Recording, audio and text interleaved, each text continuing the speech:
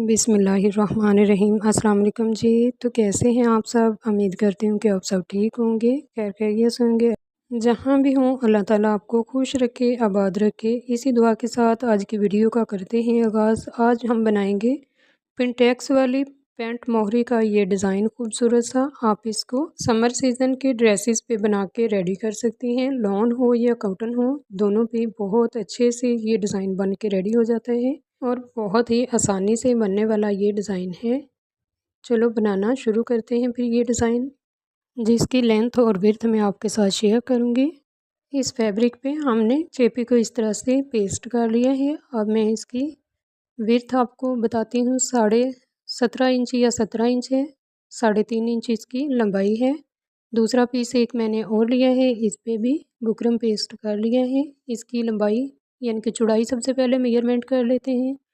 22.5 inch है इसकी चौड़ाई और इसकी लंबाई 5.5 इंच है। आप 5.5 या 6 इंच ले सकती हैं।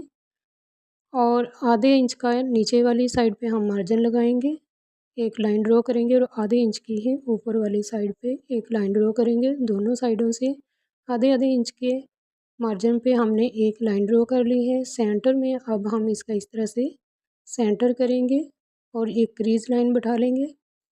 इस तरह से सेंटर है हमारे ये बुकरम का और इस पे 2 इंच का यहाँ पे हम मार्क करेंगे लंबाई वाली साइड पे।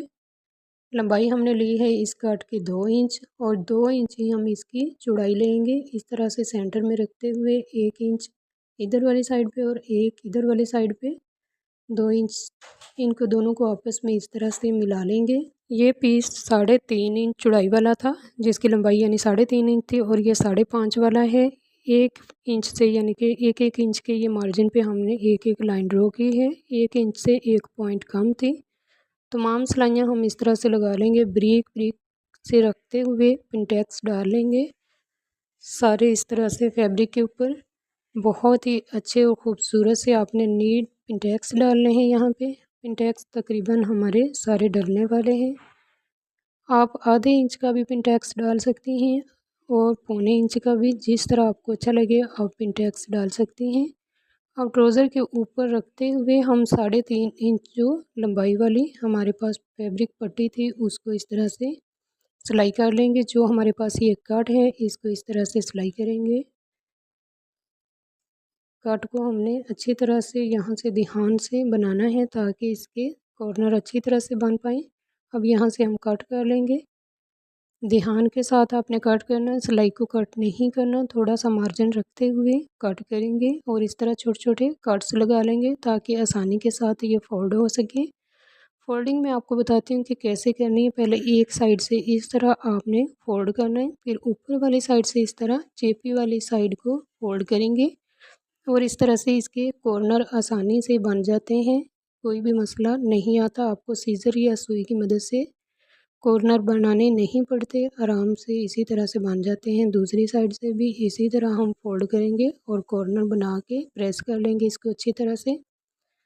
इस फैब्रिक को अब हम प्रेस कर लेंगे। चलते हैं नेक्स्ट स्टेप की तरफ। पिंटेक्स वाले फैब्रिक को हमने सीधा रखा है और लेस को इसके ऊपर उल्टा रख के यहाँ पे हम एक सिलाई लगा लेंगे। सिलाई आपने ध्यान के साथ लगानी है, सीधी रख के सिलाई लगाएंगे।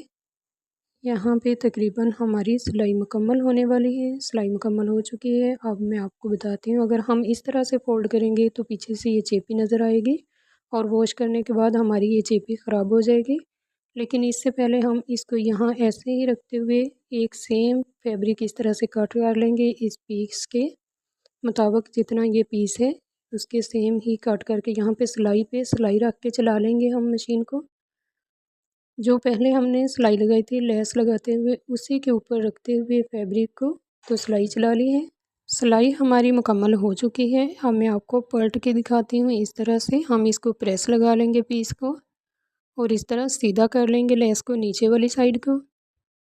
प्रेस हमने कर लिया है। अब हम इसकी सीधी साइड पे रखते हुए एक सिलाई चलाएंगे फिर मशीन के साथ।